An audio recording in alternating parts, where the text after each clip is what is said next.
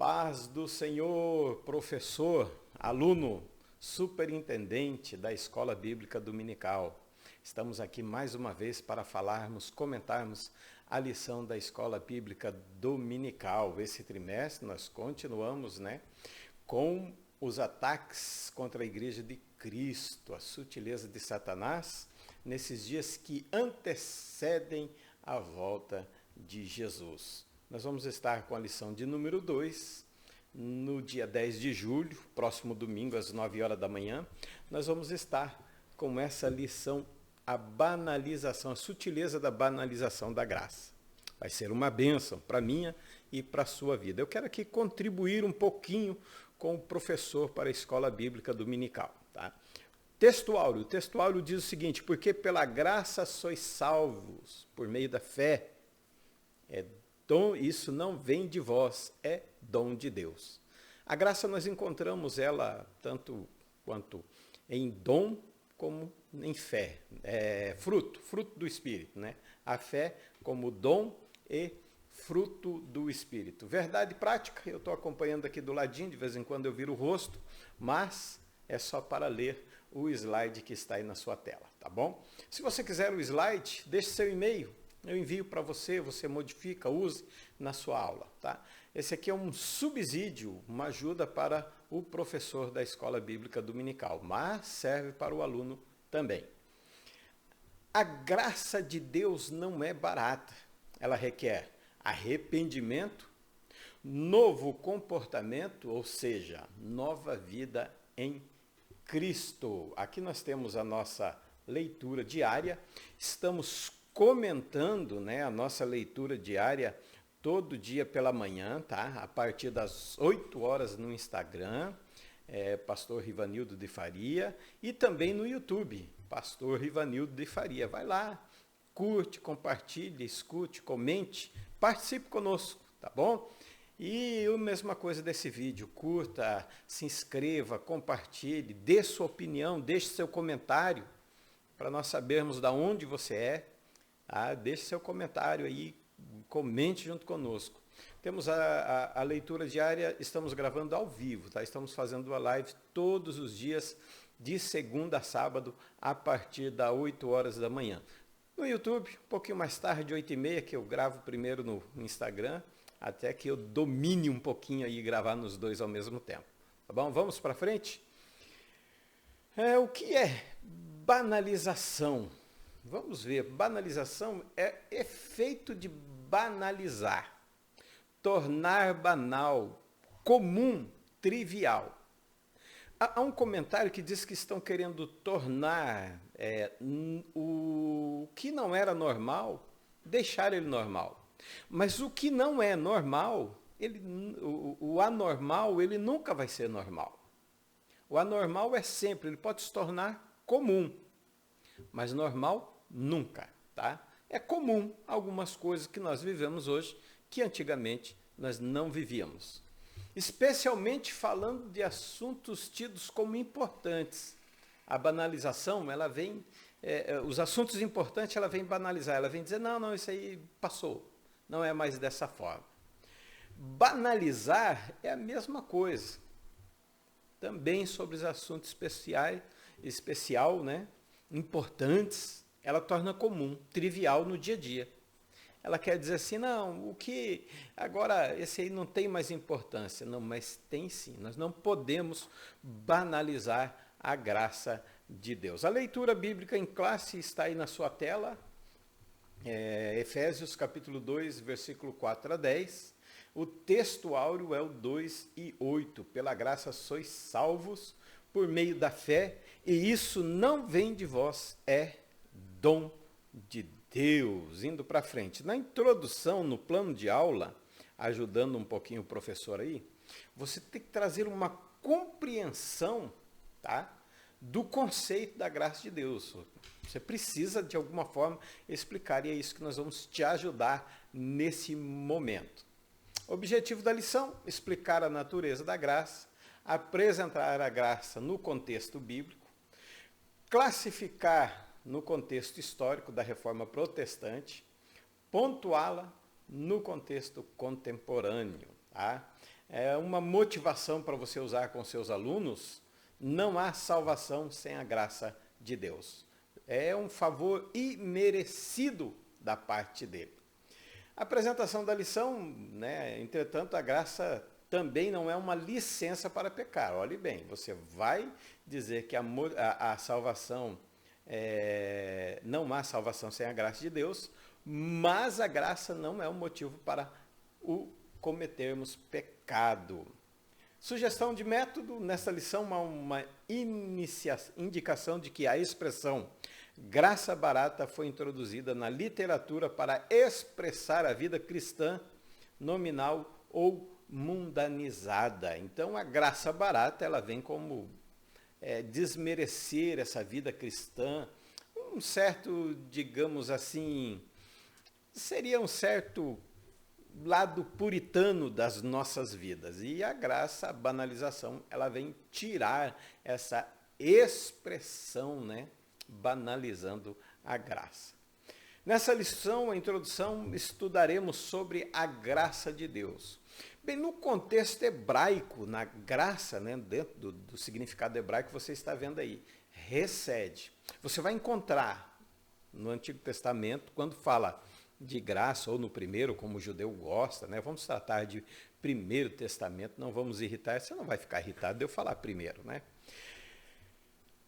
O recede, se você procurar no dicionário hebraico, vai ser graça, bondade, favor, benevolência, misericórdia, amor, caridade. Mas olha que interessante, essa palavrinha embaixo ali, esse recede, ele deriva do que? Da transliteração, né, de outra palavra chamada ren, que é graça, bondade, favor, benevolência, que tem a sua raiz, ren e recede, tem a sua raiz em Hanan.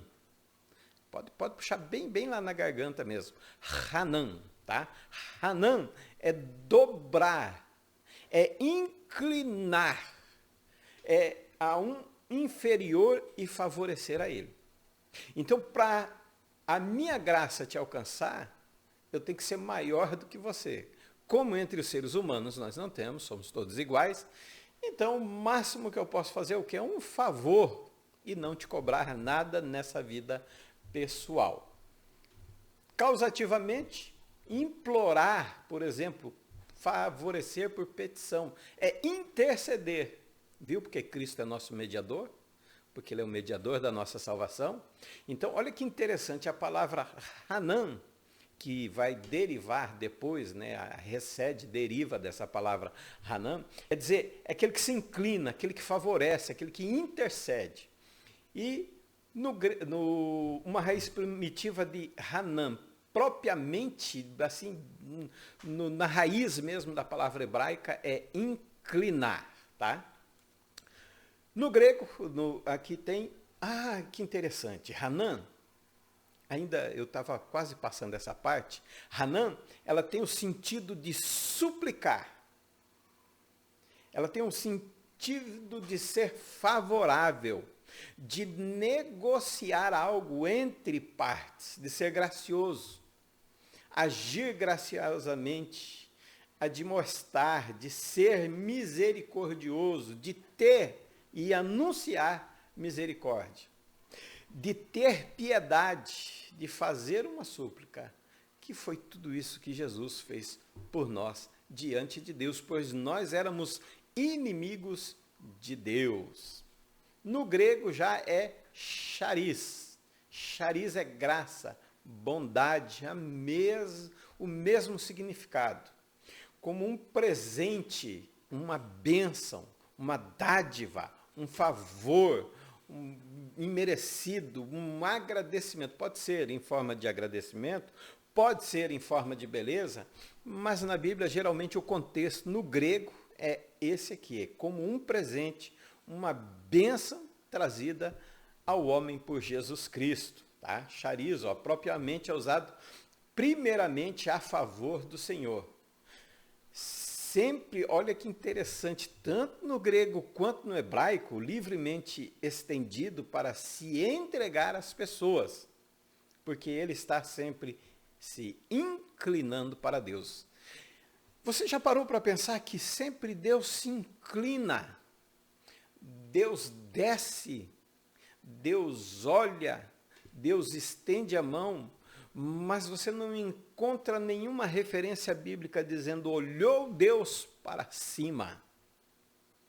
Ainda bem que ele só olha para baixo para nos ver, para nos alcançar com a sua imensa graça e seu imenso amor, junto com a sua misericórdia.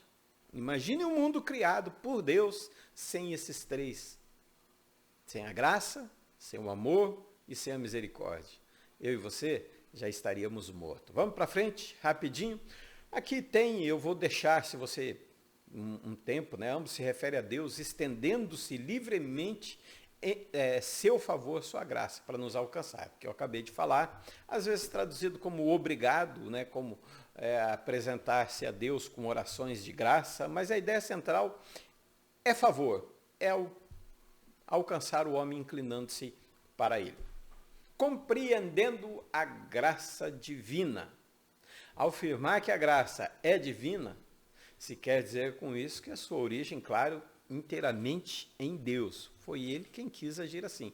Se você ver o comentário da leitura diária que nós gravamos, tem ali no meu canal do YouTube, diz, 1 Coríntios capítulo 1, versículo 21, diz, por agrado dele, ele resolve salvar, por sua bondade. Assista o vídeo, tá?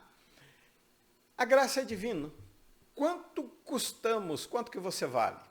Uma vez fizemos umas contas e entramos com livros, pesquisas, e o ser humano, com suas propriedades, tudo que tem dentro dele, porque é um processo químico que Deus fez, não tem como separar. Você tem ouro, você tem prata, enfim, você é feito do pó da terra, e a terra é mineral. Chegaria em torno de uns 2 milhões de dólares na época, isso calculando uns anos, bem uns 10 ou mais anos atrás. Hoje você valeria muito mais. Mas sabendo que não foi mediante essas coisas perecíveis, não foi com ouro, não foi com prata. Não, Jesus nos comprou foi com o seu sangue, maravilhoso, vertido na cruz. Cordeiro sem defeito, 1 Pedro 1, 18 e 19. Então você olha, tanto é que a Bíblia diz que uma alma vale mais do que o mundo inteiro. A graça é graça e fé. A graça de Deus é como uma fonte imensa. É como um poço cheio de água, onde você vai tirar. E o balde para você tirar essa graça é a fé. Você precisa de fé, tanto na parte de fruto para as obras, boas obras, quanto de dom, que é o dom de Deus, essa fé que você acredita estar salvo, não porque você é bom, não porque você é melhor do que ninguém, não. Todos nós, Romanos, capítulo 3, versículo 10, estavam todos destituídos da glória de Deus. Não tem um justo sequer, não há nenhum.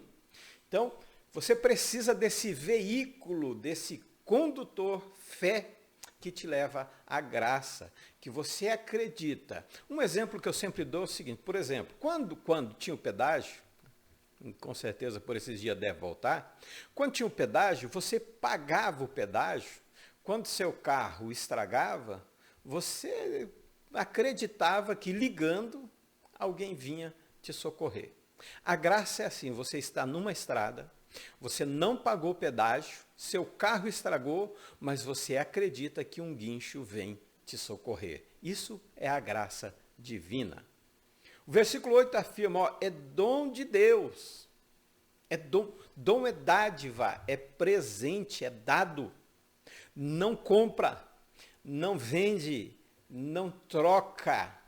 Não é porque você fez algo, não é porque você é um bom cristão, não é porque eu oro. Olha que interessante, se eu orar todos os dias, eu não vou ser salvo. Se eu não perder um culto, eu não vou ser salvo. Se eu não faltar uma ceia, eu não vou ser salvo. Se eu vir em todas as escolas dominical, eu não vou ser salvo. Se eu contribuir com os meus dízimos, oferta, enfim, o que eu fizer. Mas eu faço tudo isso porque eu sou salvo. E se eu sou salvo, a minha fé é fruto. Eu tenho que andar nas boas obras. Eu tenho que praticar as boas obras que foram deixadas aí para nós andarmos nela.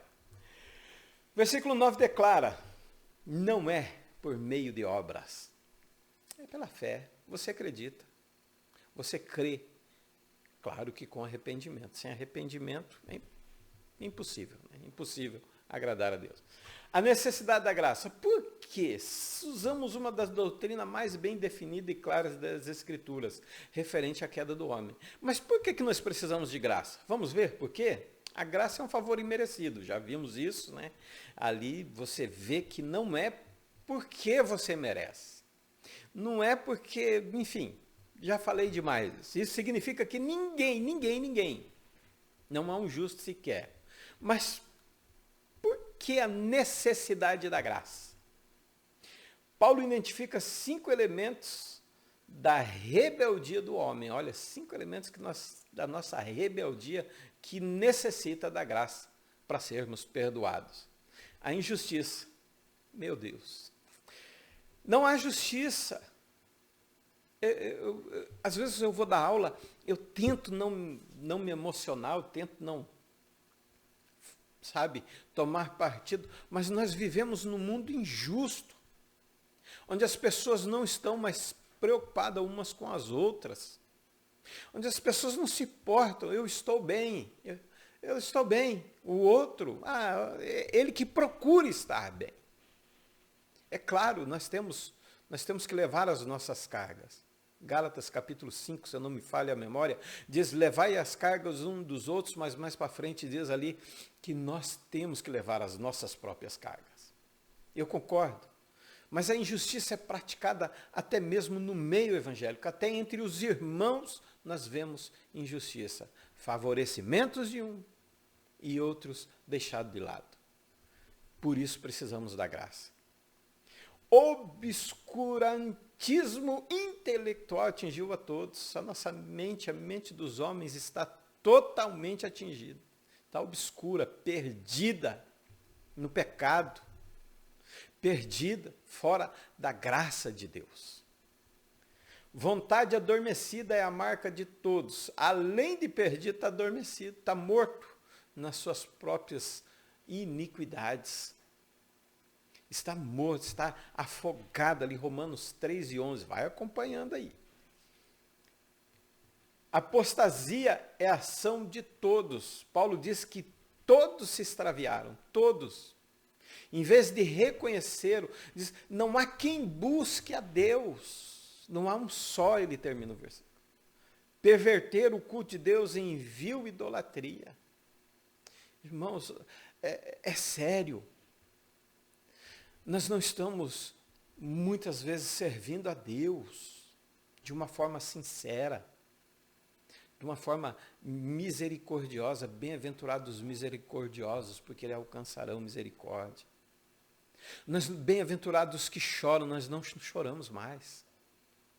Nós não caminhamos mais uma milha com o nosso irmão. Nós não amamos mais nossos inimigos e nem intercedemos por aqueles que nos perseguem. É a falta de luz, é a rebeldia. Com essa graça que depois nós vamos ver barateada, onde eu dei aula domingo passado, onde nós mais pecamos e obedecemos cada dia mais. Até os hinos, alguns hinos, são direcionados ao ser humano e não a Deus. A futilidade moral e a prática de todos, é uma prática de todos. A moralidade acabou. As vestes, eu falei, veste não vai salvar ninguém, mas vai levar à perdição de muita gente. Não há mais respeito. E eu não estou falando só fora da igreja. Eu não estou falando de vestimenta só lá fora, eu estou falando, às vezes, dentro da igreja, provocando a sensualidade, e não é só de mulheres, é homens e mulheres.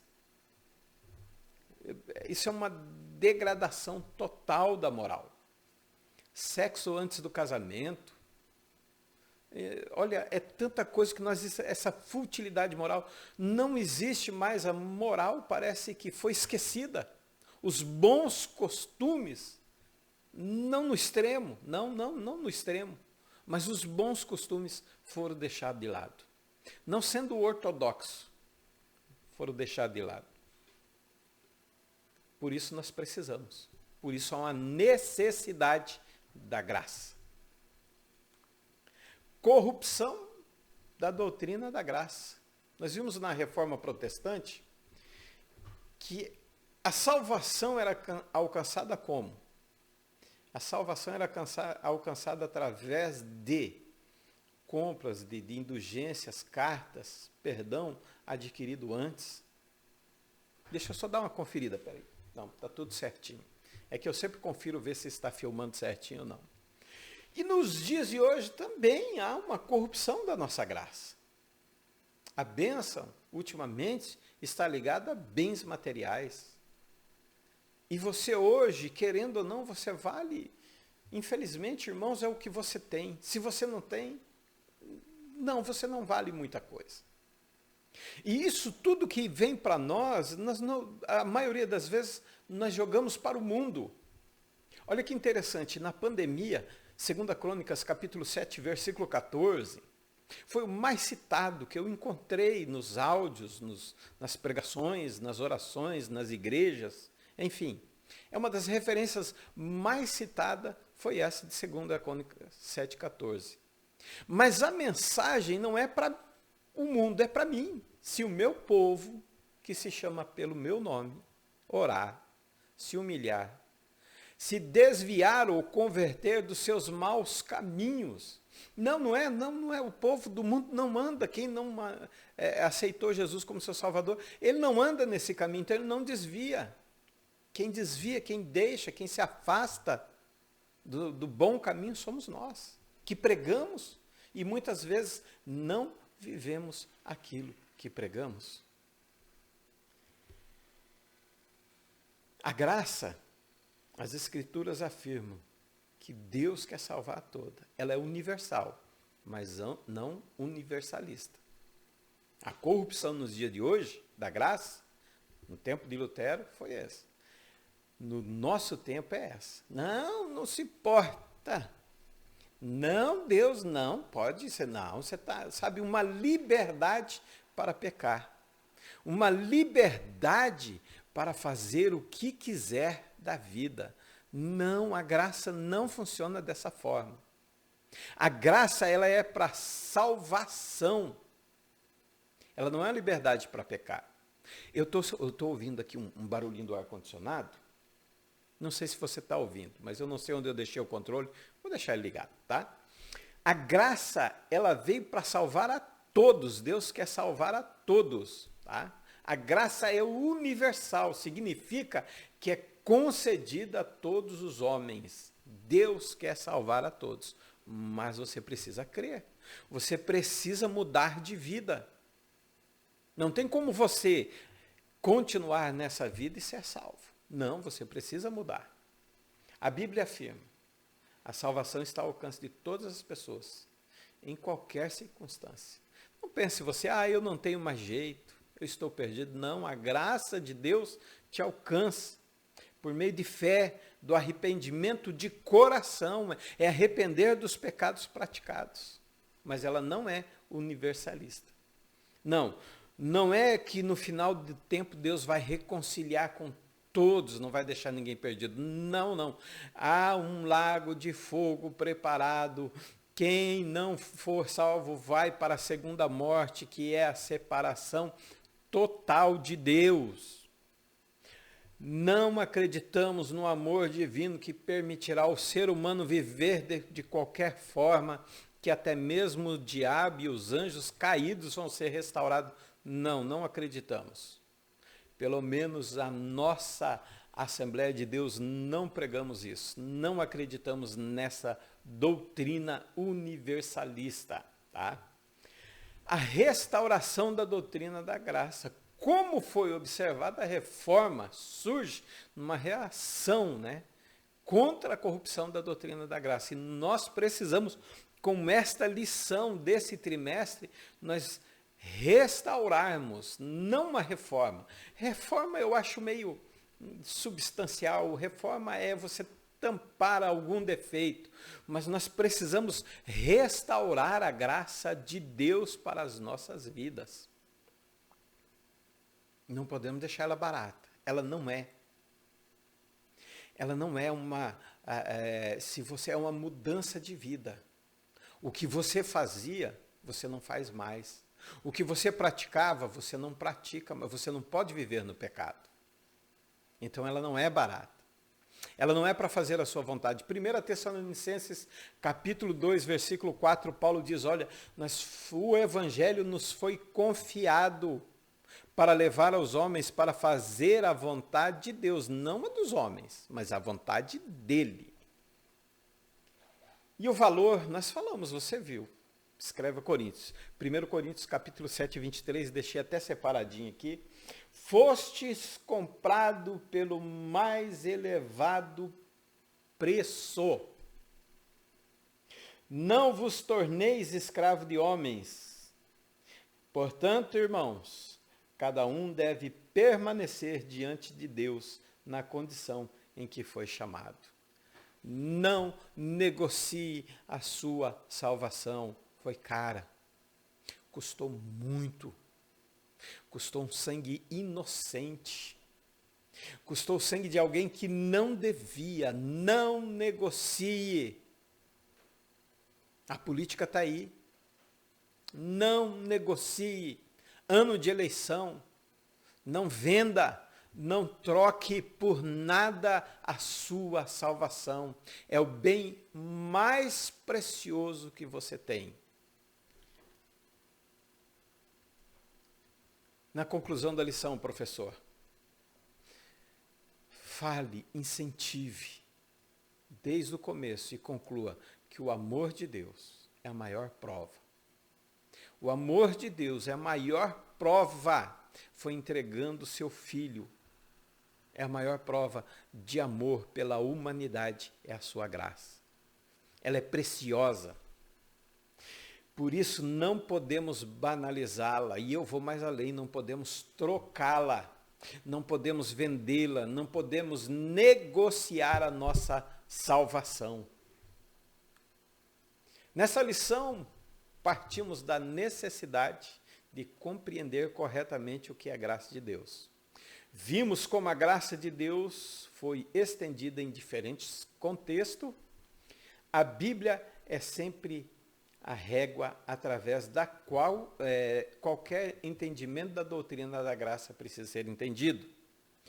Como verberou-a na Reforma, a Escritura continua ecoando em nossos dias. A salvação é somente pela graça. E o veículo? A fé. Eu espero ter contribuído para a sua aula, para o seu conhecimento, para a sua edificação espiritual. Deus te abençoe grandemente a sua vida. Nós vamos estar aqui semana que vem com a terceira aula. Tá? A terceira aula é essa que você está vendo aí na sua tela. A sutileza da imoralidade sexual. Nós vamos estudar essa lição. Inclusive eu vou estar dando aula, né? Essa terceira lição, estou escalado como professor. E vamos estar estudando durante a semana.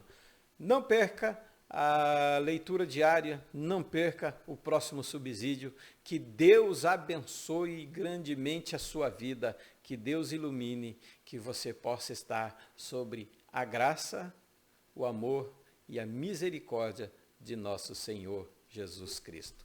Um abraço, fiquem todos na paz do Senhor, Deus te abençoe.